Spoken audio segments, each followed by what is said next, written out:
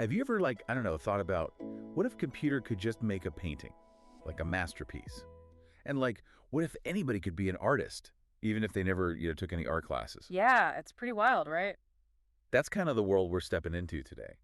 We're talking AI art. Yeah, And we've got some really cool sources here. some fascinating stuff. And we really want to our goal today is to give you, the listener, a really good idea of like, okay, what even is this AI art thing? Right. And more importantly, like if you wanted to, how could you, jump in and try out yourself? And that's what's so cool about all these sources. It's really accessible. You can really get up to speed quickly if you're interested. Exactly. Yeah, I think what's really interesting is that it kind of changes how we think about, being creative or making art. Oh, yeah. It's not just something that people do with, their hands and their minds. Right. It's like algorithms and machine learning can, generate stuff, make creative things. And so it's like, makes you wonder, like, what even is art? Totally. And like, what does it even mean to be an artist? Yeah. Who's the artist? Is it the person who wrote the code, or is it the computer, or is it like, I don't know. It's a really interesting question. Yeah, it's fascinating. Yeah. It's like we have this whole new, like, canvas, you know, Yeah. but instead of paintbrushes, we've got lines of code. Right, right. And the possibilities are just like massive. It's mind blowing the things you can do. And, Yeah. and this isn't like a totally brand new thing. Right? No, no, not at all. It's interesting when you look back. I mean, there was a guy, Harold Cohen. This was back in the 70s. He had this program called Aaron. Oh, wow. The 70s. Okay. And this was like one of the early, examples of a computer actually making art on its own. Wow. So it's been around. It's been brewing for a while. Yeah. That's fascinating. And now, I mean, we're seeing AI art. Like, it's not just like a weird experiment anymore. Right? Like, it's in galleries, it's in museums. Like, it's being sold at auctions for tons of money. Like, you remember that portrait, Edmund de Bellamy, that was made by AI? Oh, yeah. That sold for like over $400,000, I think. Something like that. It was a Christie's auction, I think. Yeah, it was crazy. Yeah, that was a big moment for sure. Because it wasn't just the price. It's like people were like, wait a minute, is this really art? Right. Because it was made by an algorithm. So it's like, is the artist the person who made the algorithm or is it the computer? All these questions started popping up. And it really showed that, like, this isn't just a fad. This is like, Mhm. people are taking this seriously. This is a thing. It's a real thing. Yeah. Yeah. It's not just a fringe experiment anymore. I mean, people are buying it. Right, yeah. They're putting it in their homes, putting it in museums. And so who are some of the, like, I guess if you were going to say, okay, here are the big names in AI art right now. Well, there are so many, but just to give you a few, I think one that you've got to check out is Mario Klingman. He does these amazing things with what they call neural networks. What is a neural network? Basically, it's kind of modeled after the human brain in a way. Oh, okay. It's a really complex system, but it can like learn patterns from data. So like Okay. you can feed it a bunch of images and it can start to understand like different styles and stuff and then create its own art based on what it's learned. That's so cool. It's pretty mind-blowing. So Klingman's doing really cool stuff with that. Then there's Anna Ridler. Okay. She does this really interesting thing where she combines AI with like more traditional art techniques. Oh, wow. Okay. Yeah, so it's Yeah. kind of like this blend of the old and the new, really interesting stuff.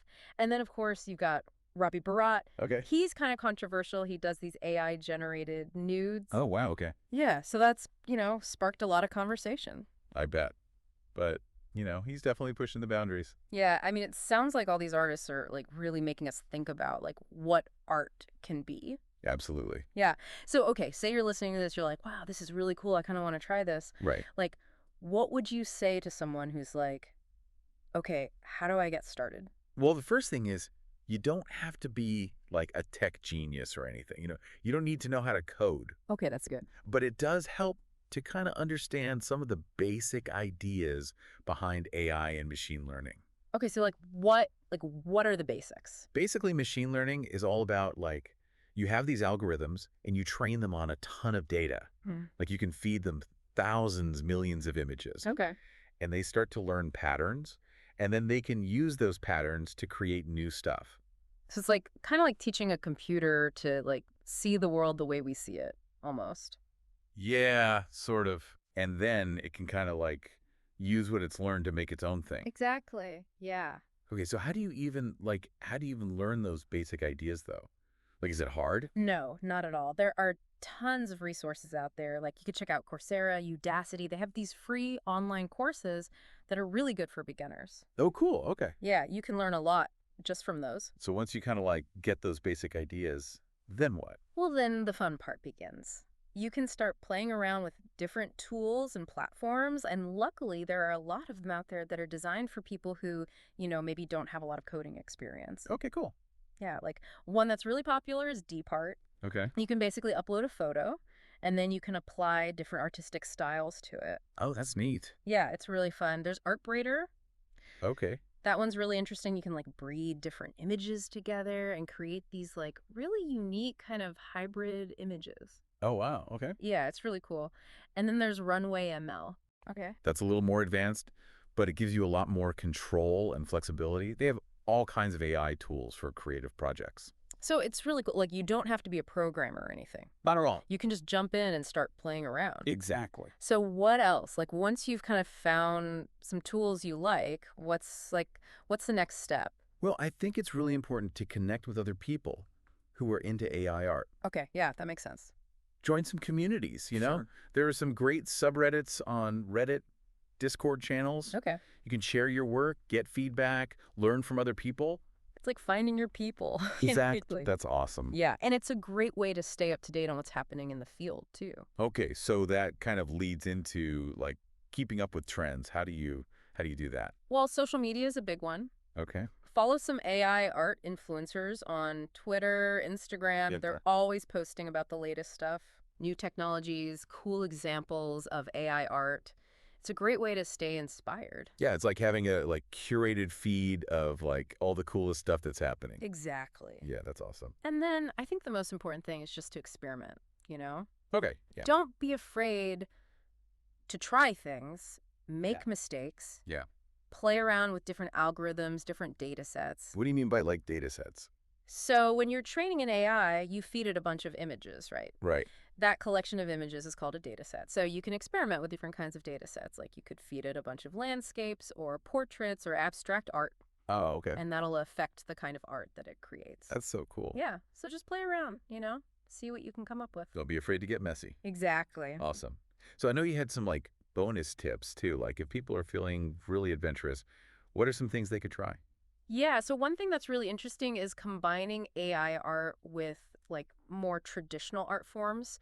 Oh, okay. So you could use AI to generate like some cool patterns or shapes or ideas, and then you could use those as a starting point for a painting or a sculpture or something. Oh, that's so cool. Like a hybrid almost. Exactly, yeah. It's really cool to see how those two worlds can come together. Yeah, that's awesome. What was the other one? The other one is to think about collaborating with the AI. Okay. So instead of just like telling it what to do, think of it as a partner. Okay.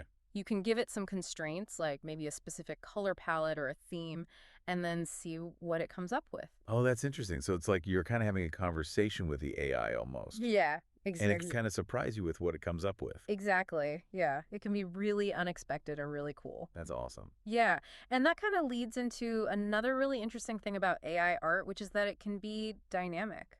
What do you mean by dynamic? It can change over time. Oh, So you could have a piece of AI art that's connected to like real-time data, like the weather or social media trends. wow. Okay. And as that data changes, the art changes too. So it's like it's alive almost. Yeah, it's really cool. That's wild. Yeah. So when you think about all of this, like what does it really tell us about, the future of art, I guess? Well, I think one of the biggest things is that it's really democratizing creativity. Yeah. In the past, you had to have a lot of skill and training to be an artist. Right. But with AI art, anyone can create something really cool. Yeah. You don't need to know how to paint or sculpt or anything like that. Right. You just need to be curious. Exactly. Yeah. And that's really exciting, I think. It is, yeah.